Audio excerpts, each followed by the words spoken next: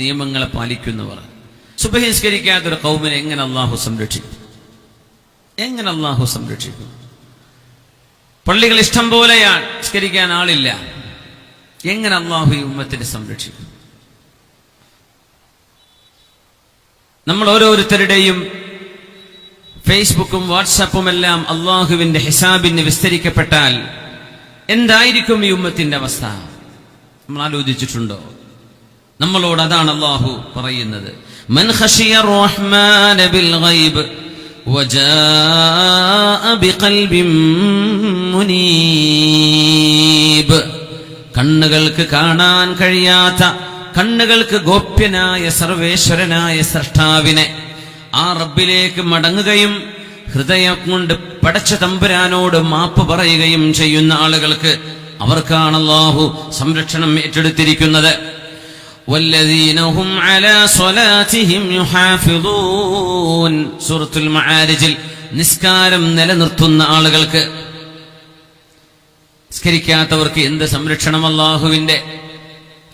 ഉമർ ഇബ്നുൽ Khattab റളിയല്ലാഹു അൻഹു ലോകത്തോട് വിട പറയുന്നത് ശത്രുവിന്റെ കുത്തേറ്റുകൊണ്ടാണ്. വയറ് തുറക്കുകയും കുടൽമാലകൾ പുറത്തു ചാടുകയും ചെയ്ത് മരണത്തിന്റെ നൂൽപ്പാലത്തിൽ നിൽക്കുമ്പോഴേ ഫാറൂഖ് റളിയല്ലാഹു അൻഹു പറഞ്ഞു, ഞാൻ സുബ്ഹി നിസ്കരിക്കുമ്പോഴാണല്ലോ എന്റെ വയറിന് കുത്തേറ്റത്, ഞാൻ എന്റെ സുബ്ഹി നിസ്കാരം പൂർത്തിയാക്കിയിട്ടില്ല. അസ്സലാഹ് അല്ലാഹ അല്ലാഹ ഫിസ്സലാഹ്. 5 നേരം നിർബന്ധമായും, ഏറെ എത്രയുമാവാം, 5 നേരം നിർബന്ധമായും അള്ളാഹുവിനോട് വണങ്ങേണ്ട ആ നിസ്കാരത്തിൽ സുബ്ഹി നിസ്കാരം എനിക്ക് പൂർത്തിയാക്കാൻ കഴിഞ്ഞിട്ടില്ലല്ലോ, എനിക്കതിന് വുളു എടുത്തു തരൂ എന്ന് പറയുന്നത് വയറ് തുറന്ന് കുടൽമാലകൾ പുറത്തു ചാടി നിൽക്കുന്ന സമയത്ത്. യാ അല്ലാഹ്, നമുക്ക് ചിന്തിക്കാൻ കഴിയും. ജലദോഷം ഉണ്ടായ നിസ്കരിക്കാത്ത മനുഷ്യന്മാർ, പനി പിടിച്ചാൽ നിസ്കരിക്കാത്ത മനുഷ്യന്മാർ, കയ്യും ഒരു കെട്ടുണ്ട്, എനിക്ക് വുളു ഉണ്ടാക്കാൻ പറ്റില്ലല്ലോ, വുളു ഇല്ലെങ്കിൽ തയമ്മം ചെയ്യണം. അല്ലാഹ് അല്ലാഹ് ലാ ഹല്ല ഫിൽ ഇസ്ലാമി ലിമൻ തറക അസ്സലാ. നിസ്കാരം ഉപേക്ഷിക്കുന്ന ആളുകൾക്ക് ഈ ഇസ്ലാമിൽ ഒരു സ്ഥാനവുമില്ല എന്ന് ഫാറൂഖ് റളിയല്ലാഹു അൻഹു പറഞ്ഞു. എന്നിട്ട് മഹാനൊരു വാക്ക് പറഞ്ഞു, മൻ ഹഫിള അസ്സലാത ഹഫിളഹുല്ലാഹ്. ആര് നിസ്കാരം കൃത്യമായി ബോധത്തോടെ നിസ്കരിക്കണേ, ആര് കൃത്യമായി നിസ്കരിക്കുന്നുണ്ടോ ഹഫിളഹുല്ലാഹ്, അവരെ അല്ലാഹു സംരക്ഷിക്കും. വമൻ ളയ്യഅ അസ്സലാത ളയ്യഅഹുല്ലാഹ്. ആര് നിസ്കാരം നഷ്ടപ്പെടുത്തുന്നുവോ അവരെ അല്ലാഹു കൈയൊഴിയും. ഇതാണ് വിഷയം. അപ്പൊ നമുക്ക് എപ്പോഴാണ് ആളുകൾ നമ്മളെ കൈയൊഴിയുന്നത്, എപ്പോഴാണ് സഹായം അല്ലാഹു ഇല്ലായ്മ ചെയ്യുന്നത്, ഇതൊക്കെ ഈ ഉമ്മത്തിന് വ്യക്തമായി മുത്തനബി തങ്ങൾ പഠിപ്പിച്ചു തന്നിട്ടുണ്ട് സ്വല്ലല്ലാഹു അലൈഹി വസല്ലം. നമ്മുടെ ഹൃദയം അല്ലാഹുവിന് പരലോകത്തേക്കുള്ള ചിന്തകളിൽ ജീവിക്കേണ്ടവനാണ് സത്യവിശ്വാസി. ഐഹികം വേണം. റബ്ബനാ ആതിനാ ഫിദ്ദുനിയാ ഹസനഹ വഫിൽ ആഖിറതി ഹസനതൻ വഖിനാ അദാബന്നാർ. മനുഷ്യന്റെ ശരീരേച്ഛകൾക്ക് ചങ്ങലയിടേണ്ട സമയം നമ്മുടെ കണ്ണുകളും കാതുകളും അല്ലാഹുവിന് സമർപ്പിക്കാൻ നമുക്ക് സാധിക്കുന്നുണ്ടോ? നമ്മുടെ മൊബൈൽ ഫോണുകളും കമ്പ്യൂട്ടറുകളും നമ്മുടെ ഗാഡ്ജറ്റുകളും അല്ലാഹുവിന്റെ സ്മരണയിൽ നിന്ന് നമ്മളെ പിറകോട്ട് കൊണ്ടുപോകുന്നുണ്ടോ? ഇന്ന ഫീ ദാലിക ലദിക്റാ ലിമൻ കാന ലഹു ഖൽബ് ഔ അൽഖ അസ്സംഅ വഹുവ ഷഹീദ്. അല്ലാഹുവിന്റെ വചനങ്ങൾ കേൾക്കുമ്പോൾ കൃത്യമായും പൂർണ്ണമായ ഹൃദയത്തോടുകൂടെ നിങ്ങൾ ഉൾക്കൊള്ളണമേ. അബ്ദുല്ലാഹ് ഇബ്നു മസ്ഊദ് റളിയല്ലാഹു അൻഹു പറയുമായിരുന്നു, സ്വഹാബികളിൽ ആലിമാണ് അബ്ദുല്ലാഹ് ഇബ്നു മസ്ഊദ് എന്നവരെ, ഇദാ സമിഅ്തും ഖൗലല്ലാഹ് യാ അയ്യുഹല്ലദീന ആമനൂ. അല്ലാഹു യാ അയ്യുഹല്ലദീന ആമനൂ, അല്ലയോ വിശ്വാസികളെ എന്ന് ഏതെങ്കിലും ഒരായത്തിന്റെ ആദ്യത്തിൽ അല്ലാഹു തുടങ്ങുകയാണെങ്കിൽ ഫഅഇറൂ ലില്ലാഹി സംഅകും കുല്ലഹ, നിങ്ങളുടെ മുഴുവൻ ചെവിയും അല്ലാഹുവിന് കൊടുക്കണേ. അത് നിങ്ങളോടുള്ള പ്രത്യേകമായ അഭ്യർത്ഥനയാണ്.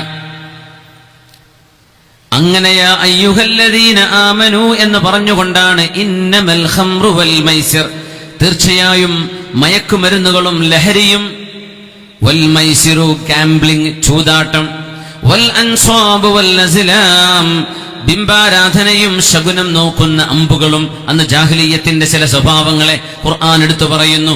ഈ മയക്കുമരുന്നും ലഹരിയുമെല്ലാം റിജ്സും മിൻ അമലി ശൈത്വാൻ, ഇത് പൈശാചികമാണ്, മാലിന്യമാണ്. ഫജ്തനിബൂ, നിങ്ങൾ ഉപേക്ഷിക്കണമേ. ലഅല്ലകും തുഫ്ലിഹൂൻ, നിങ്ങൾക്ക് വിജയം വേണമെങ്കിൽ. നമുക്ക് വിജയം വേണമല്ലേ? അതിന് സിന്ദാബാദ് മാത്രം വിളിച്ചിട്ട് കാര്യമില്ല. നമ്മുടെ ചെറുപ്പക്കാർ നന്നാവണം, നമ്മുടെ വിദ്യാർത്ഥിനികൾ നന്നാവണം. അപ്പോഴാണ് അള്ളാഹുവിന്റെ സംരക്ഷണം കിട്ടുള്ളൂ. അല്ലെങ്കിൽ നമ്മൾ എത്ര ചങ്ക് പൊട്ടിച്ച് സിന്ദാബാദ് വിളിച്ചിട്ടും അള്ളാഹുവിന്റെ ഹിമായത്ത് വരില്ല. എന്തേ സംഭവിച്ചത്? ഫലസ്തീൻ ഉണ്ടായപ്പോ നമ്മളൊക്കെ ദ്വാരുന്നു. ഹറമിലൊക്കെ എത്രയാ ദ്വാരുന്നത് ഫലസ്തീനു വേണ്ടി? അപ്പൊ ഇറാഖ് തുടങ്ങി. എത്രയാ ദ്വാരുന്നത്? അപ്പൊ ലിബിയയായി. എത്രയാ തുറന്ന്? അപ്പൊ ഈജിപ്റ്റായി, പിന്നെ യമനായി, ഓരോരോ ഇപ്പൊ ഇന്ത്യയായി. ഓരോരോ ഭാഗങ്ങളിൽ അള്ളാഹു ഉമ്മത്തിനെ ഉണർത്തുകയാണ്.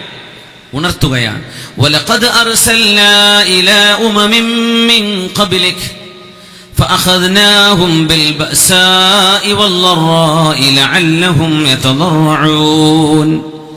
പ്രവാചകരെ, അങ്ങേക്ക് മുമ്പും വിവിധ സമുദായങ്ങളിൽ പ്രവാചകന്മാർ നിയുക്തരായിട്ടുണ്ട്. ഈസാ നബി, യേശുക്രിസ്തു എന്ന് ക്രിസ്ത്യാനികൾ പറയുന്ന ഈസാ നബി അലൈഹിസ്സലാം, മോശ പ്രവാചകൻ എന്ന് പറയുന്ന മൂസ ഇബ്നു ഇമ്രാൻ അലൈഹിസ്സലാം, അബ്രഹാം എന്ന് വിളിക്കപ്പെടുന്ന ഇബ്രാഹിം അലൈഹിസ്സലാം, ഇവരെല്ലാം സത്യമാർഗത്തിന്റെ വിശദീകരണങ്ങളുമായി മനുഷ്യരിലേക്ക് അവതരിച്ച അള്ളാഹുവിന്റെ ദൂതന്മാരാണ്.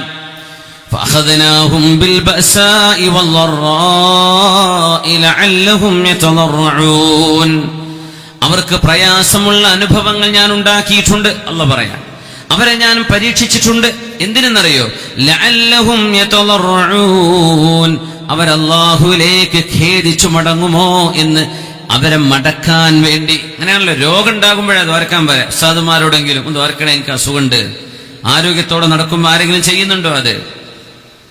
തഅറഫ് ഇലല്ലാഹി ഫിർറഖാ യഅരിഫുക ഫിശ്ശിദ്ദ. ആരോഗ്യവും സുഖവും സമ്പൽ സമൃദ്ധിയുമുള്ള നേരത്ത് നിങ്ങൾ അള്ളാഹുവിനെ ഓർക്കുന്നുവെങ്കിൽ നിങ്ങൾക്ക് ബുദ്ധിമുട്ട് വരുമ്പോൾ അള്ളാഹു നിങ്ങളുടെ കൂടെയുണ്ട്. തഅറഫ് ഇലല്ലാഹി ഫിർറഖാ.